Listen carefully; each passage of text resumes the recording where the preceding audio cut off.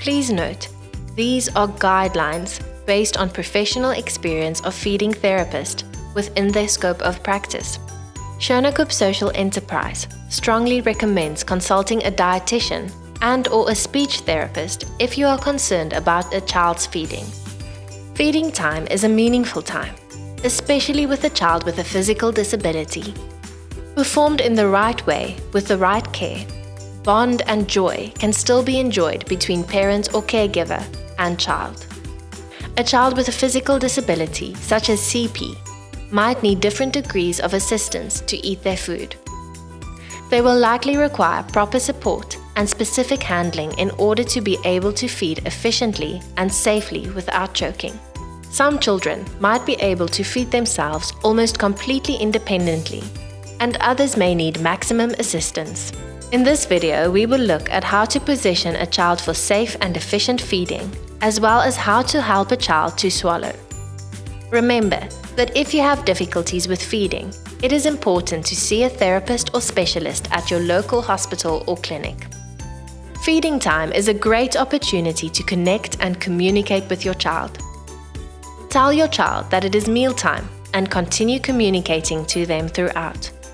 Use a calm voice and make sure you have enough time for feeding so that neither of you feel rushed. If a child is feeling stressed and anxious, they begin to associate feelings with these negative emotions. Eating is a pleasant and social activity for most people and should also be for children with disabilities.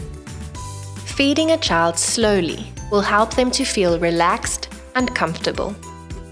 Let's start with positioning. Good posture will allow for better tongue and jaw movement.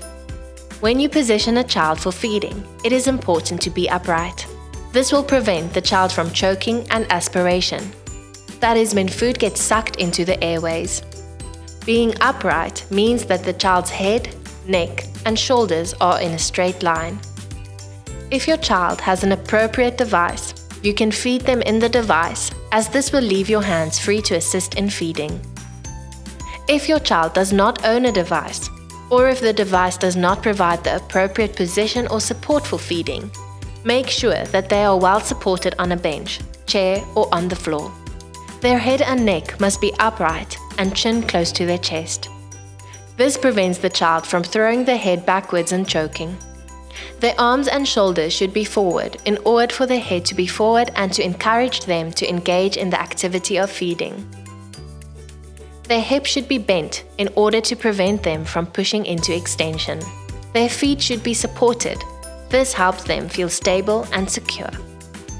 Ensure that you are always able to make eye contact with your child. This way, you will be able to see quickly if they are in distress. If your child cries and coughs during feeding time, please ask for help at your local hospital. Here are some tips on how to help the child swallow. Place one finger on the child's chin and one underneath it. This is to guide the child to open and close their mouth, not to force it. Be careful to not push the child's head back. Place your other arm behind the head to prevent this from happening. As parent, you know your child best. If there are specific ways of handling your child, it's important to incorporate it during the process. Using your other hand, bring food to the child's mouth. Place the spoon on their lips. Bring their lips down and close their mouth. Give them time to swallow. Watch and listen carefully to hear when they have swallowed before bringing the next spoonful of food to their lips. Let's recap some of the tips we learned today. When you feed your child, safety first. Communicate as much as possible. Create a relaxed atmosphere. Feeding should be a pleasant experience. Make eye contact with your child. Ensure that your child is supported in an upright position and that their shoulders, head, and neck is in a straight line to ensure swallowing.